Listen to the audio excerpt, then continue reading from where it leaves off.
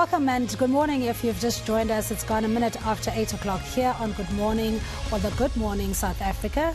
And welcome to the South African Morning. Now, 9 people implicated in the saga expected back at the Bloemfontein Magistrates Court.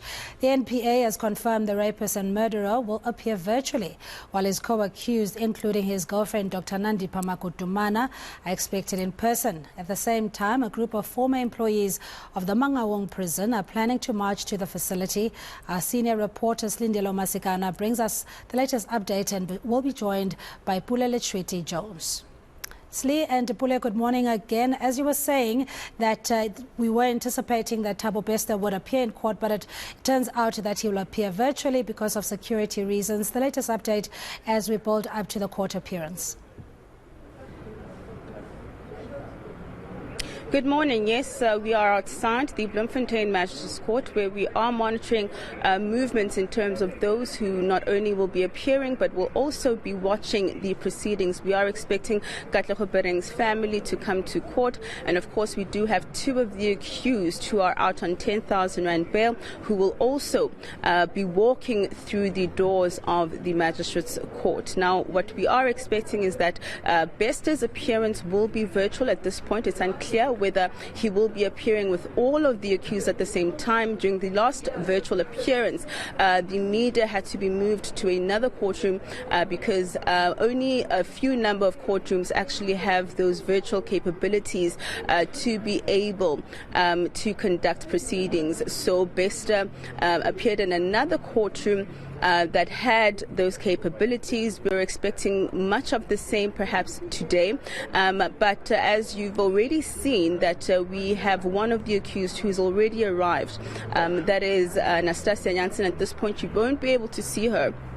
But she was released on 10,000 rand bail, and of course she, as well as Zolile Sekeleni, that is Dr. Nandipha's father, are expected to adhere to their bail conditions, which means that they need to ensure that they are at each and every court appearance. Now, at this point, we also understand, of course, that Dr. Nandipha Makutumana herself hasn't applied for bail, and she, from the indications we've received from her legal team, is continuing her fight, her deportation from Tanzania, where she claims she was in fact abducted through the South African and Tanzanian authorities conspiring to bring her back into the country to face the charges of aiding and abetting Bester from the Mangaung prison. So now at this point, we know that the other accused who have applied for bail, they at this point have been denied bail. We have heard from some of the legal representatives that there is a possibility that they may want to appeal those decisions, but that's still under consideration. And in terms of the proceedings today, we are expecting quite brief proceedings and another postponement, in fact, but also, of course, we'll be hearing from the legal teams in terms of what they want to address from the issues that they want to raise with the magistrate. We have a 9th suspect that was actually arrested recently, that is Zanda Moyo. He is a 31-year-old Zimbabwean national, and from what we understand, he was implicated in terms of allegedly assisting Dr. Nandipha to claim Thabo Bester's body from a government hospital. That body, of course, being planted in Bester's cell as a decoy. At this point, though, we are also still waiting to find out from today's proceedings whether he has obtained legal representation and whether he himself also intends to apply for bail. Slee, thank you so much. That's senior eNCA reporter Silindelo Masikane, and we're now joined by Pule Letshwiti-Jones to continue on the proceedings in Bloemfontein. Pule, good morning again to you. In terms of what we can expect, of course, I think things are slowing down a little bit. As Slee was saying that the court appearances today of the 9 accused could even be brief. But where you are at the moment, what are we expecting in terms of developments?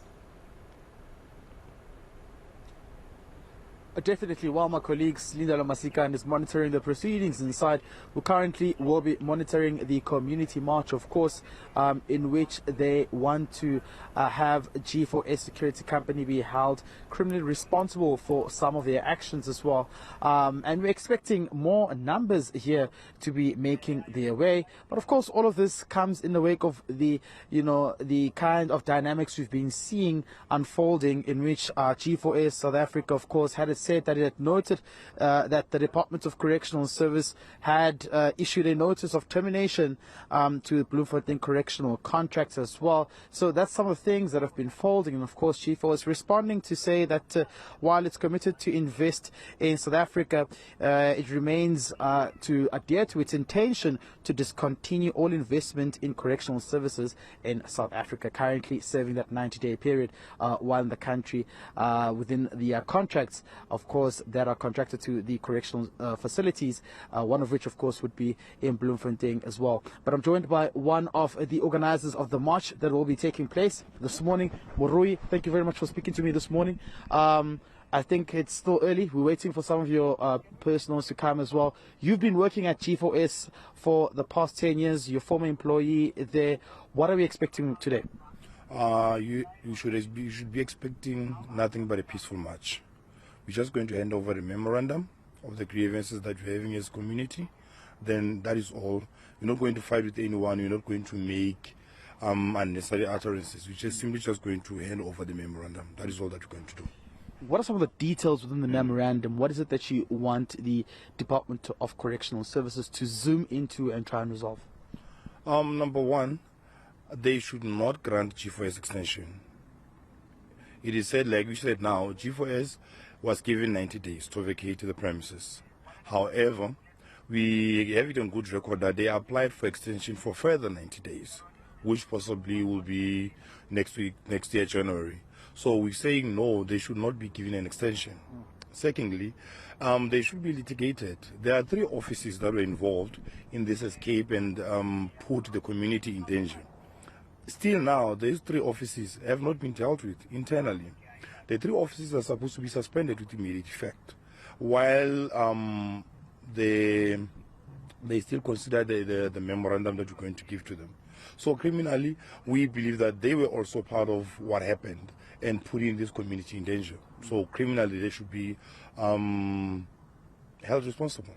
You worked at G4S before. How are the internal operations inside? I saw your poster. You also speak about the alleged exploitation of workers and how things are really not good inside there. Definitely, things are not good, which is one of the effects we would like for the contract to be publicized. The reason for that, it was discovered at the portfolio committee that there's a certain amount that G4S receives. And then when we held a meeting with them, I think it was back in 2017, they said they received something like 500 and something thousand a year. But the minister, Ronald Lamola, corrected it on the portfolio committee that they receive millions per month. So it means certain monies were kept by them. They did not pay employees correctly. That is why we'd like for them to show what is it that is entailed in the contract, to show how were the employees paid. Because if you are exploiting employees, you don't pay them enough, then you are literally saying to those employees, I'm not defending them, but you're literally saying to them they should participate in the things of corruption within the prison. But the policies are there to guide them. But if the employer, or G4S as it is no longer following his own policies, he says he doesn't care about the safety of this country, of this community. So I'll make a simple example.